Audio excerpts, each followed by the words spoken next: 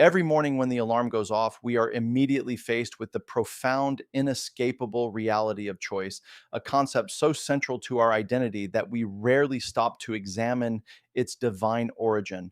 We feel the weight of our decisions, what to wear, what to say, what path to take. And in that feeling resides the beautiful, terrifying gift we call free will. But what is this freedom really? Is it absolute or does it operate within a greater context? Is it merely the ability to choose or is it the solemn responsibility to choose wisely, choosing life over death, and ultimately choosing God's purpose over our own? The fact that humanity possesses agency is an undeniable truth woven into the fabric of Scripture from the very beginning. When God created man, he did not create robots programmed for predetermined worship. He created image bearers capable of love, obedience, and relationship, which necessitates the capacity for rejection. This is the foundation of our free will.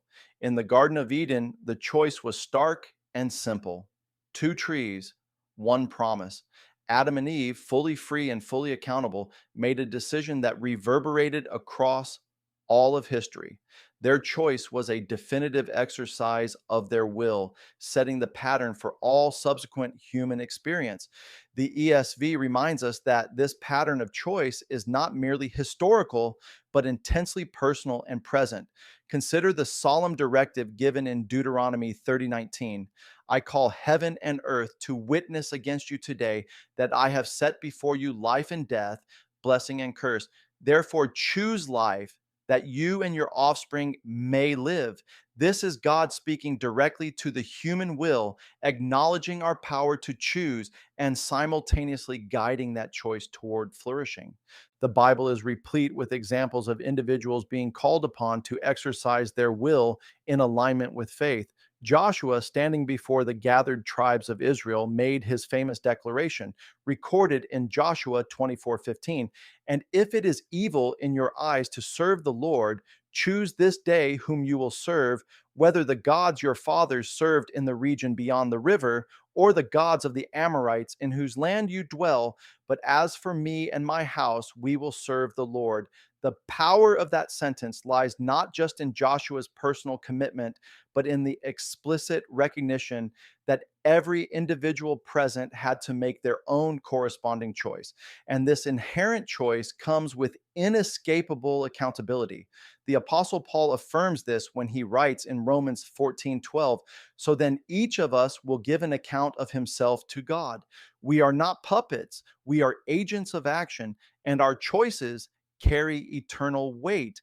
Yet this doctrine of free will cannot be divorced from the glorious, awe inspiring doctrine of God's sovereignty. Herein lies the magnificent paradox. If we are truly free, how can God also be truly sovereign? Many have wrestled with this, but Scripture provides a clear, unifying principle. Our free will is real, but it is not ultimate. It operates within the bounds of God's overarching and infallible plan. Proverbs 19:21 tells us, many are the plans in the heart of a man, but it is the purpose of the Lord that will stand. We plan, we decide, we exert our will, but the final outcome, the overarching narrative, rests securely in the hands of the author. The wind may seem to blow according to our whim, but the current of history is controlled by God. Our choices matter intensely, but they cannot derail the divine purpose.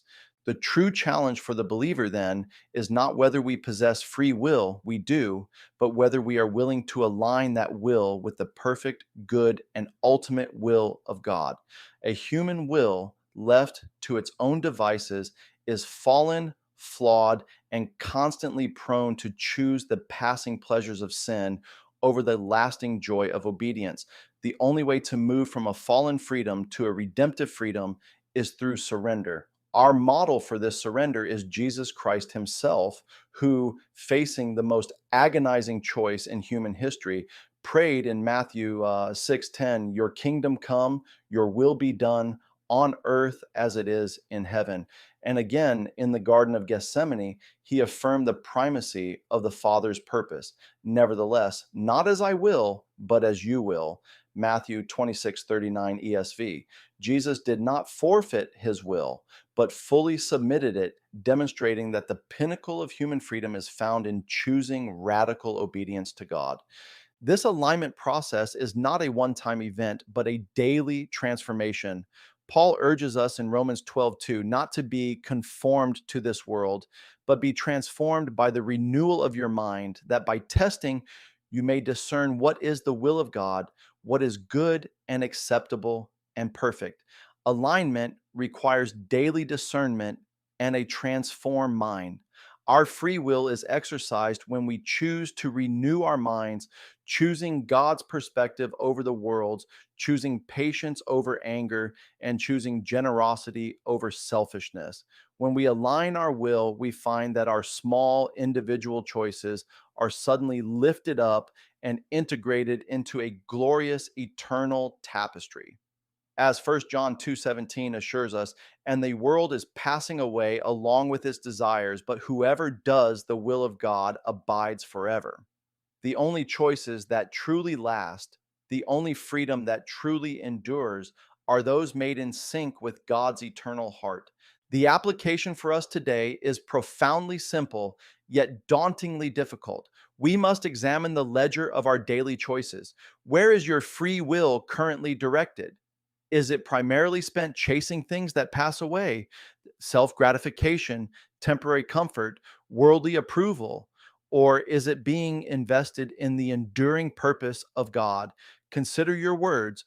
Are they chosen to build up or tear down? Consider your time. Are the next 15 minutes or the next week chosen for service or for purely selfish pursuit? Consider your resources. Are they aligned with the values of the kingdom? Every choice is an affirmation of whose will we are truly serving. The call to action, beloved, is a call to surrender. Today, exercise your free will to voluntarily give up the false autonomy of a will separate from God. Lay down the heavy burden of trying to be the ultimate author of your own life. Start small. Choose to forgive that person you have been holding bitterness against. Choose to dedicate the first moments of your day to prayer and scripture, not to scrolling through media. Choose to say yes to a difficult act of service and no to a comfortable vice. Make the daily conscious choice that Joshua made. As for me and my house, we will serve the Lord. When you align your will with His, you are not losing freedom. You are finding the only freedom that matters, the freedom to become exactly who you were created to be, living fully in the unshakable purpose of God. Choose life, choose blessing, choose Him